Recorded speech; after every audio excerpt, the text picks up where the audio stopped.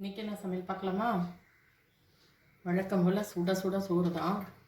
மழைக்கு நல்ல சுட சுட சாதம். சுட சுட சாதத்துக்கு பார்த்திங்கன்னா இன்றைக்கி காலிஃப்ளவர், கேரட்டு, பீன்ஸு எல்லாம் போட்டு குருமா தான் வச்சுருக்கேன். 2 in 1. நைட்டு வந்து சப்பாத்திக்கும் வச்சுக்கலாம். அதனால் இது சாப்பாட்டுக்கு நைட்டு சப்பாத்திக்கு அந்த மாதிரி 2 இதில் வச்சது இது. இதுக்கு தொட்டுக்க பார்த்திங்கன்னா வாழைத்தண்டு பொரியல். பெருசாக காம்பினேஷன் சொல்ல முடியாது தான். இது வாழைத்தண்டு பொரியல். அதுக்கு பதிலாக கூடையே லெட்டூஸு, வெள்ளரிக்காய் எல்லாம் போட்டு சாலட் இருக்குது. காம்பினேஷனுக்கு பதிலாக பார்த்திங்கன்னா நல்லா மொறு மொறுன்னு சூடாக பஜ்ஜி போட்டிருக்கு. இது வந்து மிளகா பஜ்ஜி. கூடவே கொஞ்சம் எப்பயுமே கடைசி மாவில் கொஞ்சம் ஆனியன் போட்டு நான் போடுவேன். நான் இந்த பஜ்ஜி மாவு பார்த்திங்கன்னா நல்லா எப்படி இருக்குது பாருங்கள். கிறிஸ்பியாகவும் இருக்குது, அதே மாதிரி நல்லா உப்புன்னு இருக்குல்ல. இது வந்து பஜ்ஜி மிக்ஸும் கிடையாது, கடலை மாவு அரிசி மாவு போட்டதும் கிடையாது.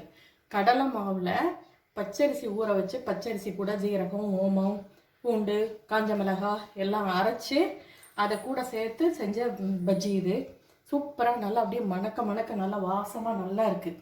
அப்போல்லாம் அப்படி தான் செய்வோம். வீட்டில் அரைச்ச கடலை மாவில் இந்த மாதிரி போட்டு தான் செய்வோம். அது அம்மியில் அரைச்சி செய்வோம்னு வச்சுக்கோங்களேன். பார்த்தீங்கன்னா எங்கள் வீட்டுக்கு வந்த வந்து காய்கறி எல்லாம் சரியாக சாப்பிடாதா, முள்ளங்கி, பீட்ரூட்டு எல்லாம் சேர்த்து போட்டு சப்பாத்தி போட்டு வச்சாச்சு இன்னைக்கு.